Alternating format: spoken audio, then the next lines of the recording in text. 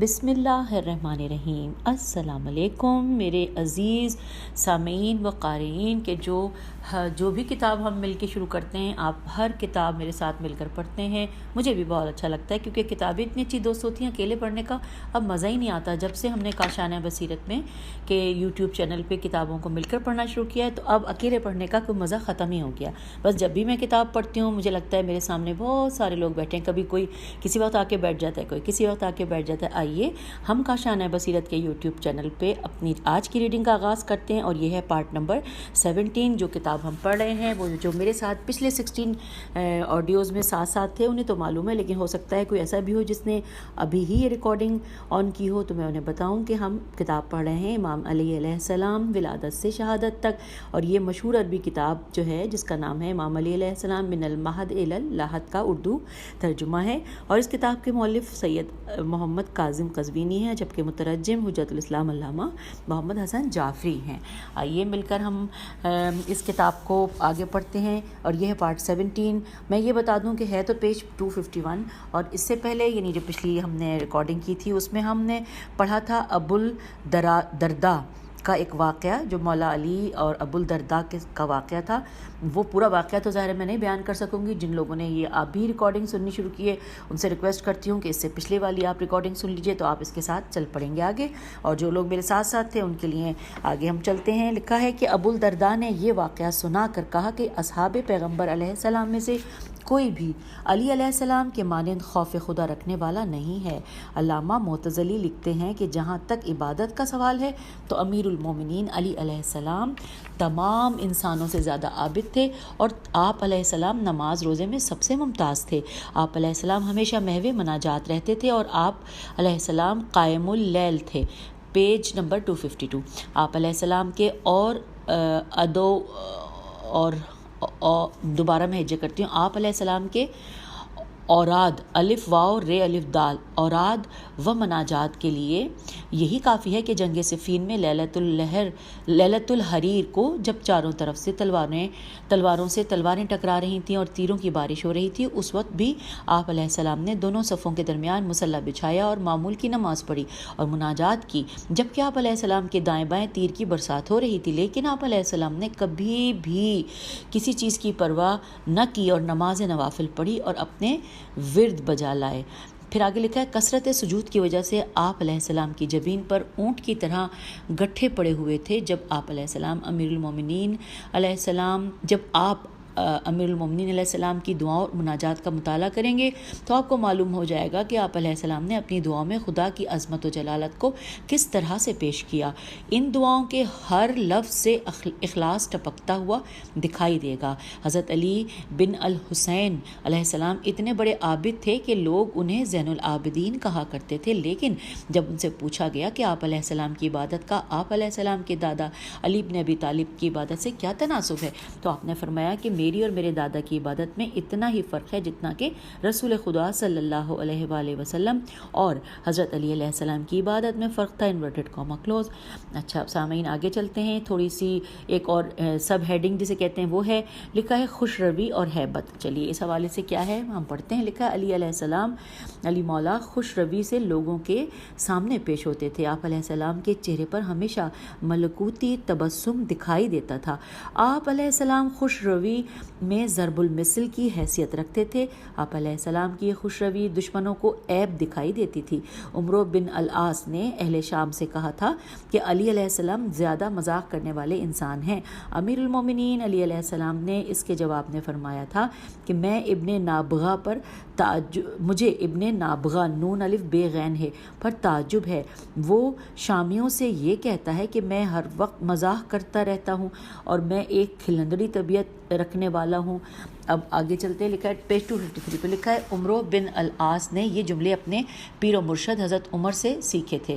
حضرت عمر رضی اللہ نے آپ کو خلیفہ بنانا چاہا تو یہ کہا تھا کہ خدا تیرے باپ کا بھلا کرے، میں آپ کو خلیفہ بناتا، لیکن آپ میں حصے ظرافت پائی جاتی ہے۔ ہے۔ اب اگلے پیراگراف میں لکھا ہے کہ حضرت عمر رضی اللہ نے اس سے آگے کچھ نہیں کہا تھا، لیکن عمرو بن العاص نے اس میں مزید اضافہ کیا اور اس طرح سے آپ کی شان کو کم کرنا چاہا۔ اگلے پیراگراف میں ہے سعصع، سواد عین ہے، سعصع بن سوہان، سواد واو ہے الف نون سوہان، اور حضرت علی علیہ السلام کے دیگر اصحاب کا بیان ہے کہ حضرت علیہ السلام ہمارے درمیان ہوتے تو ہمارے ہی فرد دکھائی دیتے تھے۔ آپ علیہ السلام بڑے نرم مزاج اور انکساری کے کرنے والے انسان تھے، اس کے باوجود ہم ان کی ہیبت سے لرزاں رہتے تھے اور یوں محسوس کرتے تھے کہ جیسا کہ کوئی آدمی جلاد کے سامنے سر جھکا کر خوف زدہ ہوتا ہے۔ ایک مرتبہ معاویہ نے قیس بن سعد سے کہا کہ خدا ابو الحسن علیہ السلام پر رحم کرے، وہ پرمزاح انسان تھے۔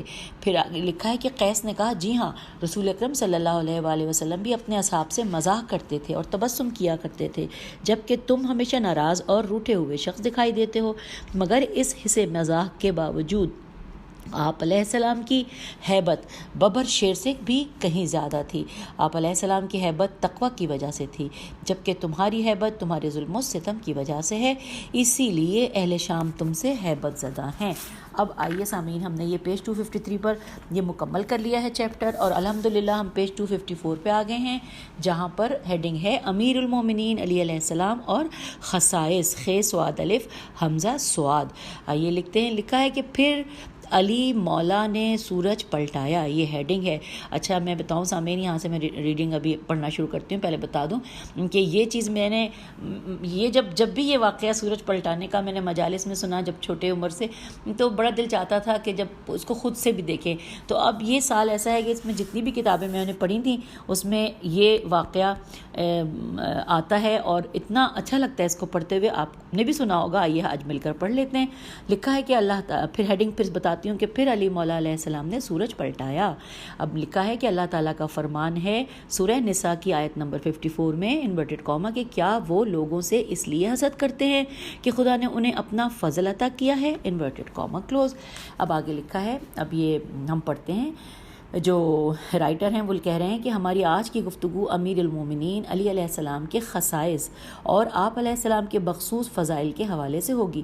اس میں کوئی شک نہیں ہے کہ کچھ انسان ایسے بھی ہوتے ہیں عنایت الہی جن کے شامل حال ہوتی ہے اور توفیق پروردگار ان کی معاون ہوتی ہے، اور وہ خدا کی طرف سے نعمات و فضائل کے حقدار ثابت قرار پاتے ہیں، اور وہ دوسروں سے ہر سطح پر ممتاز دکھائی دیتے ہیں، اور خدا انہیں ایسی شخصیت عطا کرتا ہے جس کا ہمیشہ تذکرہ کیا جاتا ہے۔ اس کے اگلا پیراگراف ہے، اس کے برعکس ہمیں ایسے افراد بھی دکھائی دیتے ہیں جو اس طرح کے امتیازات سے محروم ہوتے ہیں، اور محرومی کی وجہ ان میں استعداد کا نہ ہونا ہے، یا پھر انہیں اس طرح کے حالات میسر ہی نہیں آتے، اس لیے ان کا معاشرے میں کوئی وزن نہیں ہوتا اور ان کی کوئی قدر و قیمت نہیں ہوتی۔ اس طرح کے لوگوں میں اپنی حقارت کا جذبہ پیدا ہوتا ہے اور یہ لوگ اپنے آپ کو پست سمجھتے ہیں، اور جب احساس کمتری عروج پر پہنچتا ہے تو ان کی کوشش یہ ہوتی ہے کہ صاحبان امتیاز کے امتیازات اور ان کی عزت و عظمت کا انکار کیا جائے۔ اس طرح کے افراد اپنے حسد کے جذبات کو اس طرح سے تسکین پہنچاتے ہیں۔ پیج 255 ادھر یہ بھی ایک حقیقت ہے کہ فضائل سے محروم افراد کی تعداد زیادہ ہوتی ہے اور صاحبان فضائل افراد کی تعداد کم ہوتی ہے، اور صاحبان فضائل کی فضیلت میں جتنا اضافہ ہوتا ہے اتنا ہی حاسدین کے حسد میں اضافہ ہوتا جاتا ہے۔ انسان میں جب تک ایمان کامل اور تقدیر پر رضامندی اور محسود میم ہے سین واو دال محسود کے فضائل کی جستجو کا جذبہ موجود نہ ہو، اس وقت تک وہ حسد کی حشر سامانیوں سے محفوظ نہیں رہ سکتا۔ اللہ تعالیٰ نے اپنے حبیب کریم صلی اللہ علیہ وآلہ وسلم اور ان کے اہل بیت علیہ السلام پر بے شمار انعامات فرمائے ہیں، جس کی وجہ سے دنیا میں ان کے حاسدوں کی تعداد میں اضافہ ہوا ہے۔ اگلا پیراگراف ہے کہ ہم نے جس آیت مجیدہ کو سرنامہ کلام بنایا ہے، یعنی کہ آیت سورہ نساء کی آیت نمبر 54، تو اس کی تفسیر میں بیان کیا گیا ہے کہ جن لوگوں سے حسد کیا جاتا ہے سے مراد اطرت رسول صلی اللہ علیہ وآلہ وسلم کے افراد ہیں۔ ہم آج کی محفل میں امام علیہ السلام کے چند خصائص پر گفتگو کریں گے۔ اس سے قبل ہم نے کچھ خصائص امام علیہ السلام بیان بھی کیے تھے۔ ہم یہ کہنے پر میں بالکل حق بجانب ہیں کہ حضرت علیہ السلام کے جملہ فضائل آپ علیہ السلام کے لیے مخصوص ہیں اور ان میں آپ علیہ السلام کا کوئی شریک نہیں ہے۔ ایسے ہی خصائص اور رد شمس کا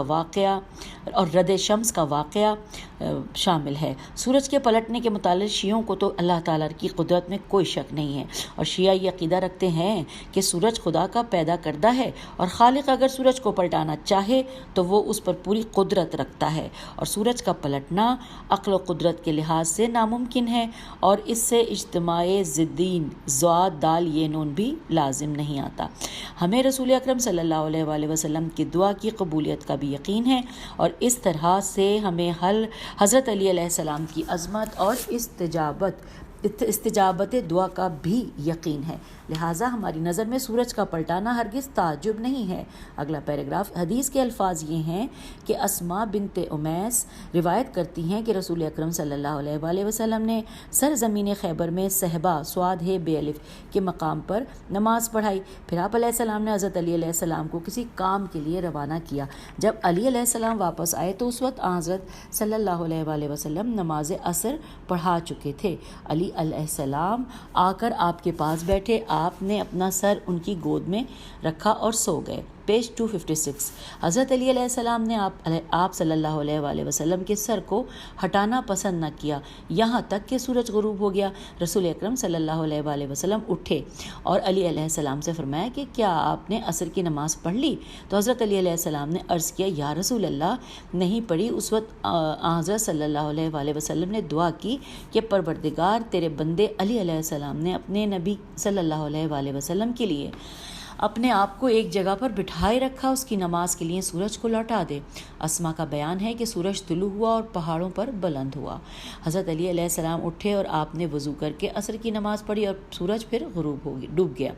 اب آگے اگلا پیراگراف میں لکھا کہ شیعہ محدثین اس فضیلت پر متفق ہیں، اور انہوں نے اپنے منابع حدیث میم نون الف بے عین منابع حدیث میں اس کا ذکر کیا ہے، اور یہ لکھا ہے کہ اللہ تعالیٰ نے حضرت علی علیہ السلام کے لیے دوبارہ سورج پلٹایا تھا۔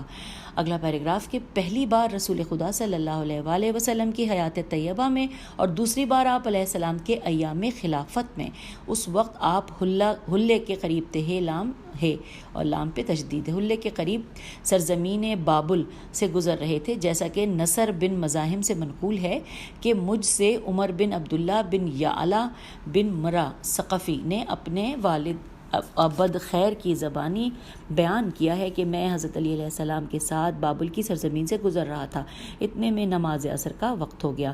ہم جہاں بھی تھے تو وہاں خراب زمین پاتے، ہم جہاں بھی جاتے تو وہاں خراب زمین پاتے، یہاں تک کہ ہم نسبتاً بہتر سرزمین پر پہنچے۔ اس وقت سورج کے غروب ہونے میں چند لمحات باقی رہ گئے تھے۔ حضرت علی علیہ السلام گھوڑے سے نیچے اترے اور آپ علیہ السلام کے ساتھ ہم بھی اپنی سواریوں سے اترے، اور ہم سب نے وضو کیا، اتنے میں سورج بھی ڈوب گیا۔ اس وقت آپ علیہ السلام نے اللہ سے دعا مانگی تو سورج پلٹ آیا، ہم نے عصر کی نماز پڑھی، پھر سورج ڈوب گیا۔ تو اب آگے لکھا ہے کہ علل الشرائع جویریہ بن مسہر سے منقول ہے، یہ علل الشرائع سامعین کتاب کا نام ہے، میں جو جویریہ بن مسہر سے منقول ہے کہ ہم نے عصر کے وقت حضرت علی علیہ السلام کے ساتھ جسر الصراط کو عبور کیا۔ یہ نہیں، مجھے لگ رہا ہے کہ کچھ اور ورڈ ہے، لیکن مجھے کچھ جس طرح انورٹڈ کاما میں یہ لکھا ہے جسر الصراط، یہ ہے جیم سین رے الف لام سواد رے الف اور گولتا کو عبور کیا۔ آگے لکھا ہے کہ آپ علیہ السلام نے فرمایا کہ یہ زمین عذاب شدہ ہے، نبی اور نبی صلی اللہ علیہ وآلہ وسلم کے وصی کے لیے جائز نہیں ہے کہ وہ ایسی جگہ پر نماز پڑھے، البتہ اگر تم میں سے کوئی نماز پڑھنا چاہے تو پڑھ لے۔ پیج 257۔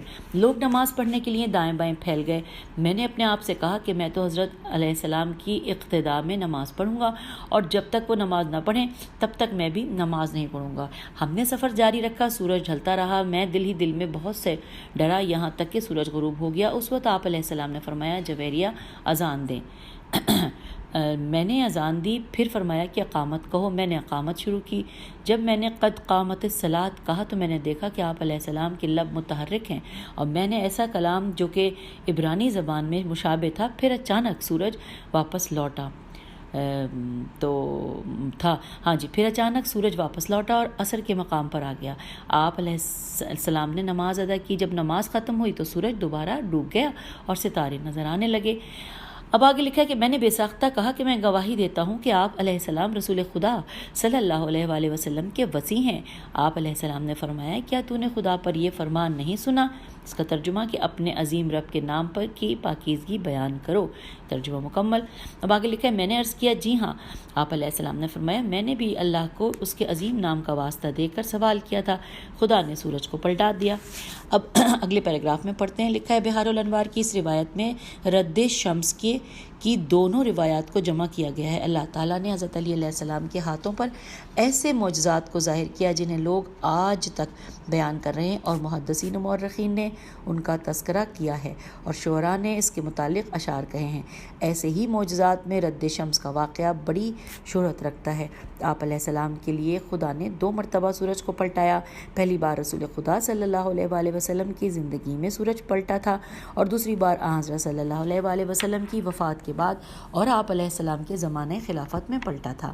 اگلا پیراگراف ہے کہ پہلی بار سورج کے پلٹنے کی اسما بنت امیس، ام المومنین حضرت ام سلمہ اور جابر بن عبداللہ انصاری اور ابو سعید خدری کے 7 صحابہ کی ایک جماعت نے نقل کیا اور یہ کہا کہ ایک دن آپ علیہ السلام اپنے گھر میں تھے اور علی علیہ السلام آپ کے سامنے بیٹھے تھے کہ جبرائیل امین آپ پر نازل ہوئے۔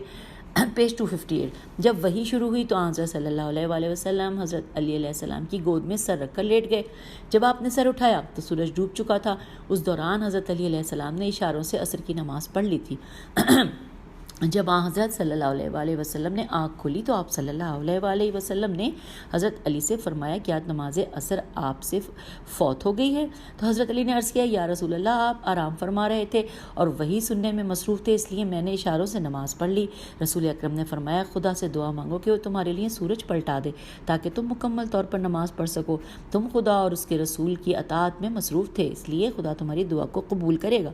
حضرت علی علیہ السلام نے اللہ تعالیٰ سے سورج پلٹانے کی دعا مانگی اور سورج پلٹا اور عصر کے مقام پر آ گیا۔ آپ علیہ السلام نے نماز عصر ادا کی، پھر سورج ڈوب گیا۔ اب آگے لکھا ہے کہ حضرت صلی اللہ علیہ وآلہ وسلم کی وفات کے بعد کا واقعہ ہے کہ آپ علیہ السلام بابل سے فرات کو عبور کرنا چاہتے تھے۔ آپ علیہ السلام نے بہت سے ساتھی اپنی سواریوں کو تبدیل کرنے میں مصروف رہے۔ آپ علیہ السلام کے بہت سے ساتھی اپنی سواریوں کو تبدیل کرنے میں مصروف رہے۔ آپ علیہ السلام نے چند افراد کو عصر کی نماز پڑھائی، لیکن لوگوں کی کثرت کو دریا عبور کرتے ہوئے شام ہو گئی اور سورج ڈوب گیا اور ان کی نماز قضا ہو گئی۔ تو پھر سارا لشکر آپ صلی اللہ علیہ وآلہ وسلم نے آپ علیہ السلام کی خدمت میں حاضر ہوا اور نماز قضا ہونے پر افسوس کا اظہار کیا۔ جب آپ نے ان کی گفتگو سنی تو آپ علیہ السلام نے خدا سے سورج کو پلٹانے کی دعا مانگی۔ اللہ تعالیٰ نے آپ کی دعا کو صرف قبولیت بخشا اور ڈوبا ہوا سورج پھر عصر کے مقام پر پلٹ آیا۔ آپ علیہ السلام نے لوگوں کو نماز عصر پڑھائی۔ جیسے ہی تمام نماز ہوئی تو سورج ڈوب گیا۔ آگے لکھا ہے کہ اگلے پیراگراف میں کہ آپ علیہ السلام کے اصحاب نے اس نعمت خداوندی پر بہت زیادہ تسبیح و تہلیل و تکبیر کہی اور یہ خبر جنگل کی آگ کی مانند لوگوں میں پھیل گئی۔ اب ہم آ گئے ہیں پیج نمبر 259 پر، اور یہاں پر مختلف تھوڑا سا لکھا ہی ہے، نمبر وار کچھ ہم پڑھنے جا رہے ہیں۔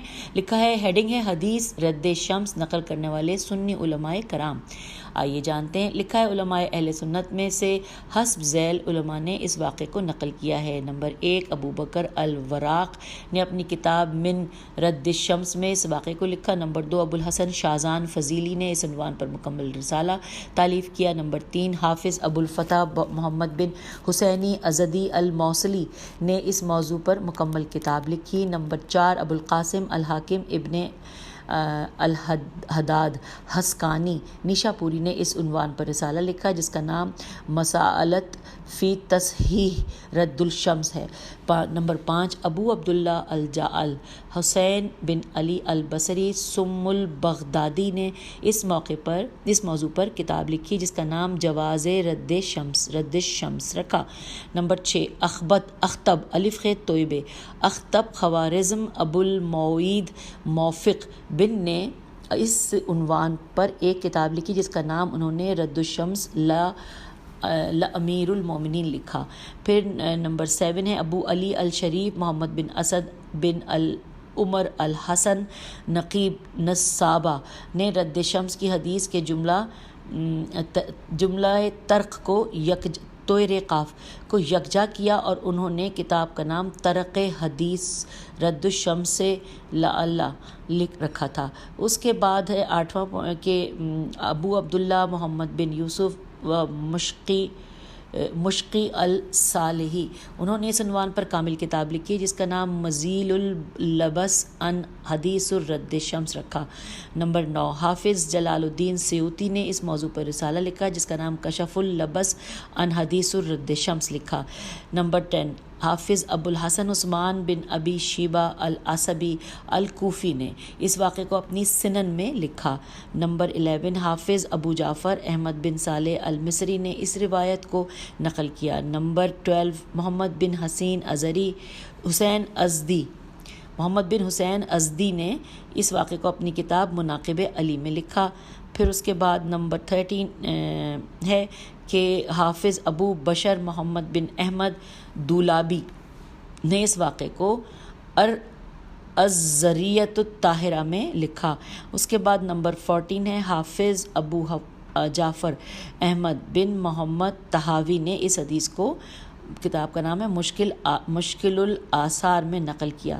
اور 15 نمبر ہے کہ حافظ ابو جعفر محمد بن عمر والعقیلی نے اس واقعے کو بیان کیا۔ ہم آ گئے ہیں پیج نمبر 260 پر۔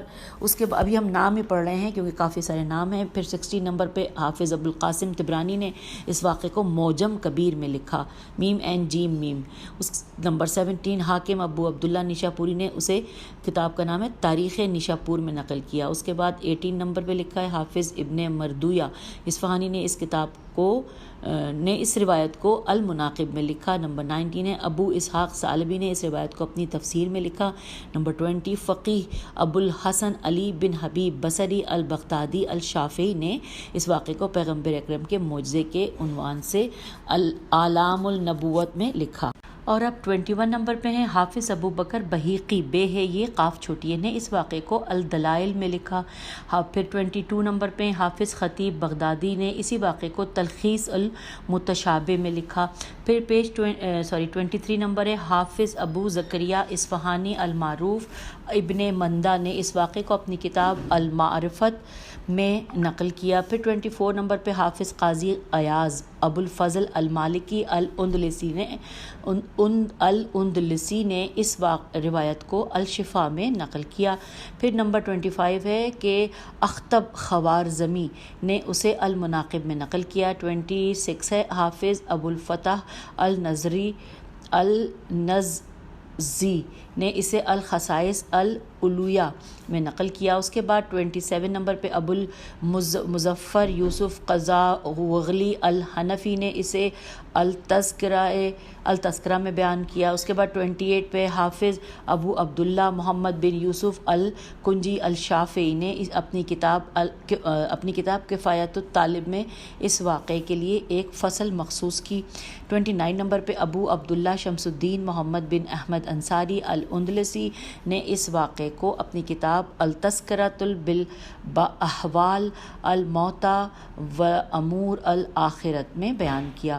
نمبر 30 ہے شیخ الاسلام ہموینی ہے میم واو یہ نون چھوٹے ہموینی نے اسے فرائد المستین فیر الف حمزہ دال الف لام سین میم توئے نون فرائد السمتین میں نقل کیا ہے۔ پھر 31 حافظ ولی الدین ابو زرعہ عراقی نے اسے طرح اشریف توئے رے ہے اور الف سے رے اور الف تے سے رے یہ بے تو طرح تسریب میں لکھا۔ اس کے بعد پھر 32 نمبر پہ امام ابو الربیع سلیمان الصبی المعروف ابن صبا سین بے عین نے اس واقعے کو اپنی کتاب شفاء الصدور میں منقل کیا۔ 33 نمبر پہ حافظ ابن حجر عسقلانی نے اسے فتح الباری میں نقل کیا۔ پھر ہم آ گئے پیج 261 پہ. ابھی ہمیں نام پڑھنے ہیں. ٹوٹل نام 53 ہیں جبکہ ہم نے 33 پڑھ لیے ہیں. آئیے باقی پڑھتے ہیں. صفحے پر لکھا ہے نمبر 34 پہ ہے امام بدر الدین عینی الحنفی نے اسے عمدۃ القاری میں لکھا. پھر 35 نمبر پہ حافظ سیوطی نے اسے، کتاب کا نام ہے جمع الجوامع، جیم میم عین الف لام جیم واو الف میم عین میں نقل کیا. 36 نمبر پہ ہیں نور الدین سمہودی الشافعی نے اسے، کتاب کا نام وفاء الوفا میں لکھا. پھر 37 نمبر پہ حافظ ابو العباس قسطلانی نے اسے کتاب المواہب لدنیا میں بیان کیا. پھر اس کے بعد 38 نمبر پہ حافظ ابن الربیع نے اسے تمیل اب یہ کتاب کا نام تھوڑا مشکل ہے، میں ہجے کرتی ہوں. تے میم یہ رے تمیر الف لام طیب الطیب من الخبیث میں بیان کیا. اس کے بعد اگلا ہے 39 سید عبد الرحیم بن عبد الرحمن العباسی نے اس واقعے کو کتاب معاہد التنسیس میں نقل کیا. 40 نمبر پہ حافظ شہاب الدین ابن حجر ہیثمی نے اس واقعے کو الصواعق المحرقہ میں لکھا. پھر 41 نمبر پہ ہیں ملا علی قاری نے اس واقعے کو المرقات فی شرح المشکوات میں لکھا. پھر 42 نمبر پہ نور الدین حلبی الشافعی نے اس واقعے کو سیرت نبویہ میں لکھا. پھر 44 شہاب الدین خفاجی الحنفی نے اسے شرح الشفا میں لکھا. پھر 44 اب پہلا 43 تھا. ابو العرفان شیخ برہان الدین ابراہیم بن حسن شہاب الدین الکردی القورانی نے اسے الامم لا یفاز الہم میں لکھا. 45 نمبر پہ ابو عبداللہ زرقانی المالکی نے کتاب کا نام شرح مواہب میں اس واقعے کو صحیح کہا ہے. اس کے بعد 46 نمبر پہ شمس الدین الحنفی الشافعی نے اسے سیوطی کی کتاب الجامع الصغیر کے تعلیقہ میں لکھا. اس کے بعد 47 نمبر پہ مرزا محمد بدخشی نے اسے کتاب نزل الابرار میں لکھا. نمبر 48 شیخ محمد حبان نے اسے کتاب اسعاف الراغبین میں لکھا. 49 شیخ محمد امین بن عمر المعروف ابن عابدین و مشقی نے اسے اپنی کتاب حاشیہ میں لکھا. نمبر 50 سید احمد زمینی دھلان الشافعی نے اسے سیرت حلبیہ میں حاشیہ سیرت نبویہ میں لکھا. 51 اور لاسٹ نام ہے سید محمد مومن شبلنجی نے اسے نور الابصار میں لکھا. اب نیچے لکھا ہے وضاحت. ہم نے مذکورہ بالا حوالہ جات علامہ بزرگوار شیخ امین کی کتاب الغدیر سے نقل کیے ہیں. شعراء نے اس موضوع پر قصائد بھی لکھے ہیں جنہیں ہم بغرض اختصار نقل کرنے سے قاصر ہیں. تو یوں ہم آ گئے ہیں پیج نمبر 262 پر، اور یہاں پر ہیڈنگ لکھی ہے حدیث طیر توئے یہ رے، اور یہ طیر میرے خیال پرندے کو کہتے ہیں نا. ہاں جی بالکل، کیونکہ آگے بریکٹ میں لکھا ہے کہ بھنے ہوئے پرندے کی حدیث. آئیے پڑھتے. لکھا ہے احتجاج تبرسی میں حضرت امام جعفر صادق علیہ السلام سے منقول ہے کہ آپ علیہ السلام نے اپنے آبائے طاہرین کی سند سے حضرت امیر المومنین علیہ السلام سے روایت نقل کی ہے انورٹڈ کاما. نماز فجر کے بعد رسول خدا اور میں کچھ دیر تک مسجد میں بیٹھے رہے، پھر حضرت اٹھے تو میں بھی آپ کے ساتھ کھڑا ہو گیا. حضرت صلی اللہ علیہ وسلم نے کہیں جانا ہوتا تو مجھے بتا دیتے تھے، اور اگر انہیں دیر ہوتی تو میں اس جگہ ان کی خیریت معلوم کرنے کے لیے چلا جاتا تھا، کیونکہ میرا دل ایک لمحے کی جدائی کو برداشت نہیں کرتا تھا. اس دن حضرت صلی اللہ علیہ وسلم نے فرمایا کہ وہ عائشہ رضی اللہ کے حجرے میں جا رہے ہیں. چنانچہ آپ صلی اللہ علیہ وسلم اپنی زوجہ کے حجرے میں چلے گئے اور میں اپنے گھر آ گیا، اور وہاں پہنچ کر حسنین شریفین علیہ السلام کے ساتھ دل لگی کرنے لگا. پھر میں اٹھا اور حضرت بی بی عائشہ رضی اللہ کے حجرے میں آیا. میں نے دستک دی. بی بی عائشہ نے پوچھا کون ہے؟ میں نے کہا میں علی ہوں. بی بی عائشہ نے کہا رسول خدا صلی اللہ علیہ وسلم سوئے ہوئے ہیں. میں واپس چلا آیا لیکن دل کو سکون نہ آیا. پھر واپس گیا اور دستک دی. بی بی عائشہ نے پوچھا کون ہے؟ میں نے بتایا میں علی علیہ السلام ہوں. بی بی نے کہا آپ صلی اللہ علیہ وسلم اپنی حاجت پوری کر رہے ہیں. مجھے دستک دیتے ہوئے شرم محسوس ہوئی، لیکن مجھ میں حضرت صلی اللہ علیہ وسلم کی جدائی کی تاب باقی نہ رہی. پھر میں تیزی سے واپس آیا اور زور سے دستک دی تو بی بی عائشہ نے کہا کون ہے؟ میں نے کہا میں علی علیہ السلام۔ تو رسول خدا نے فرمایا عائشہ آنے والے کے لیے دروازہ کھولو۔ چنانچہ دروازہ کھلا اور میں گھر میں داخل ہوا۔ حضرت نے مجھے بتایا اور فرمایا مجھ سے دیر کرنے کی داستان تم بیان کرو گے یا میں اپنی داستان تم سے بیان کروں؟ میں نے عرض کیا یا رسول اللہ آپ بیان فرمائیں، آپ کا بیان زیادہ خوبصورت ہوتا ہے۔ پیج 263 پہ ہم آ گئے ہیں۔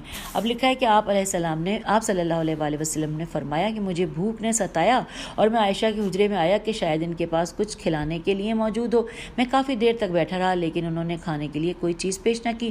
پھر میں نے اللہ کی بارگاہ میں ہاتھ کھڑے کیے، اس سے کھانے کے لیے کچھ طلب کیا۔ جبرائیل امین علیہ السلام نازل ہوئے اور وہ یہ بھنا ہوا پرندہ لے آئے اور کہا کہ آپ صلی اللہ علیہ وآلہ وسلم کا پروردگار یہ کہتا ہے کہ یہ جنت کا پاکیزہ ترین طعام ہے، آپ اسے تناول فرمائیں۔ میں نے اللہ کی حمد کی اور جبرائیل علیہ السلام واپس چلے گئے۔ میں نے دعا کے لیے ہاتھ کھڑے کیے اور بارگاہ توحید میں عرض کیا پروردگار اپنے اس بندے کو بھیج جو تیرا اور میرا محب ہو اور وہ میرے ساتھ مل کر اس پرندے کا گوشت کھائے۔ میں نے کافی انتظار کیا لیکن کسی نے دستک نہ دی۔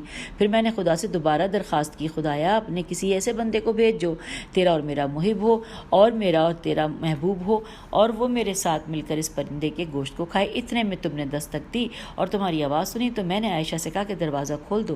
دروازہ کھلا تو تم آئے۔ میں خدا کا شکر ادا کرتا ہوں کہ اس نے تجھے اللہ اور رسول صلی اللہ علیہ وآلہ وسلم کا محب اور اللہ اور رسول کے محبوب کا درجہ دیا ہے۔ اب تم میرے ساتھ مل کر پرندے کا گوشت کھاؤ۔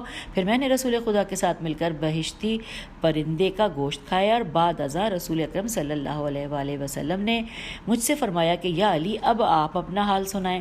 اچھا سامعین، یہاں پر ہم روکتے ہیں، بڑی جستجو آپ کو بھی ہوگی اور مجھے بھی ہے۔ اس سے آگے ہم جو مولا علی نے حال سنایا تھا وہ ہم اپنی اگلی ریکارڈنگ میں پڑھیں گے تو بہت ہی مزہ آئے گا۔ جستجو مجھے بھی ہے اور آپ کو بھی، تو بس میں اس ریکارڈنگ کو بند کرتی ہوں اور اگلی شروع کرتی ہوں۔ بس آپ نے تو سوئچ ہی آن کرنا ہے نا، بس کر لیجئے گا۔ یہ مل کر پڑھیں گے، تب تک کے لیے اجازت، خدا حافظ، فی امان اللہ۔